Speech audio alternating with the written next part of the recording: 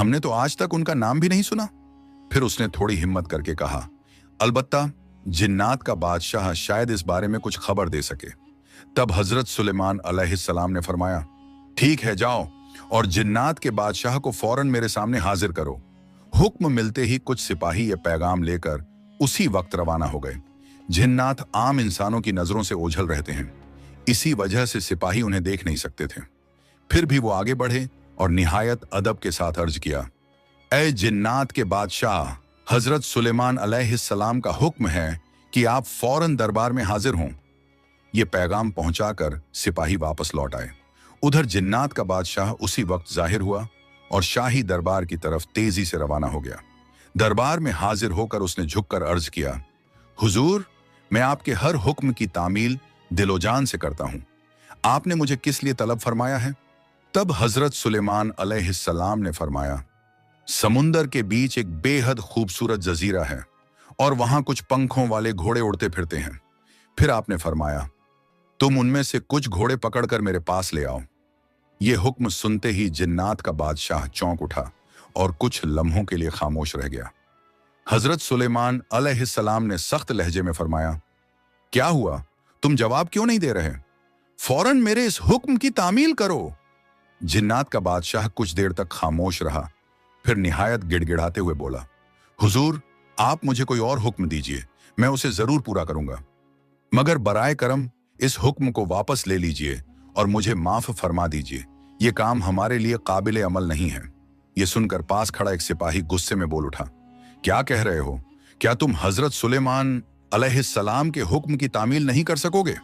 तब जिन्नात के बादशाह ने फिर अदब से अर्ज किया, हुजूर, बात यह है कि उन घोड़ों की रफ्तार इतनी तेज है कि उनके करीब पहुंचने से पहले ही वो आसमान में उड़कर गायब हो जाते हैं। हम हरगिज उन तक नहीं पहुंच सकते। फिर उसने कुछ सोचकर कहा, अलबत्ता एक जिन है जिसका नाम शमदून है, वो आपके खौफ से समुंदर की तह में छिपा रहता है, शायद वही ये काम कर सके। तब हजरत सुलेमान अलैहिस्सलाम ने फरमाया, जाओ उसे मेरे सामने हाजिर करो और हर हाल में उन पंखों वाले घोड़ों को पकड़कर मेरे पास ले आओ। हुक्म मिलते ही जिन्नात का बादशाह कुछ साथियों को अपने हमराह लेकर सीधा समुंदर के किनारे जा पहुंचा। वो बुलंद आवाज में पुकारने लगा, ऐ शमदून, फौरन बाहर आ जाओ। मगर काफी देर तक कोई जवाब नहीं आया।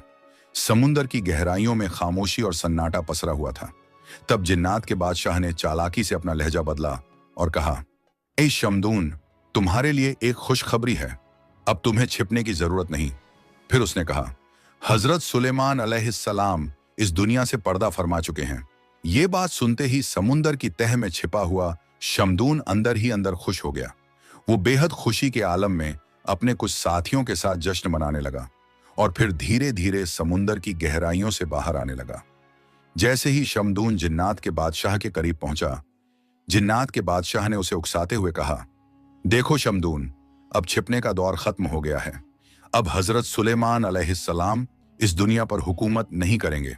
अब यह जमीन हमारी होगी, इसलिए देर मत करो, फौरन हमारे साथ चलो। वो सब चलते चलते अच्छा खासा फासला तय कर चुके थे कि रास्ते के बीच ही जिन्नात के बादशाह ने अचानक शमदून को काबू कर लिया और फिर चंद ही लम्हों में उसे पकड़कर सीधा शाही दरबार में हजरत सुलेमान अलैहिस्सलाम के सामने पेश कर दिया। जैसे ही शमदून की नजर हजरत सुलेमान अलैहिस्सलाम पर पड़ी, वो खौफ से लगा, क्योंकि उसे अपने पिछले गुनाह याद आ गए, वो गलतियां जो उसने कभी की थीं। डर के मारे शमदून वहीं जमीन पर गिर पड़ा और गिड़गिड़ाते हुए अर्ज करने लगा, हुजूर, आपके खौफ की वजह से ही मैं इतने लंबे अरसे तक समुंदर की तह में छिपा रहा। ये हकीर आपके सामने बहुत बड़ा गुनाहगार है। मैं जानता हूं जो जुर्म मैंने पहले किए हैं उनकी सजा मौत है, लेकिन फिर भी मैं आपकी रहमत का तलबगार हूं। मेहरबानी फरमाकर मेरी जान बख्श दीजिए। मैं आपसे माफी मांगता हूं। आइंदा मैं कभी नाफरमानी नहीं करूंगा। ये सुनकर हजरत सुलेमान अलैहिस्सलाम गजबनाक होकर फरमाने लगे, ऐ शमदून, मैं तुम्हारा गुनाह माफ कर सकता हूं अगर तुम मेरे लिए एक काम अंजाम दे दो। ये सुनते ही शमदून जिन फौरन बोल उठा, हुजूर, हुक्म फरमाइए, मैं आपके लिए क्या कर सकता हूं? तब हजरत सुलेमान अलैहिस्सलाम ने फरमाया, समुंदर के बीच एक बेहद खूबसूरत जजीरा है, वहां कुछ पंखों वाले घोड़े मौजूद हैं। फिर आपने फरमाया, तुम उनमें से कुछ घोड़े पकड़कर मेरे पास ले आओ। ये हुक्म सुनकर शमदून कुछ लम्हों के लिए हैरान रह गया, मगर अदब से खामोश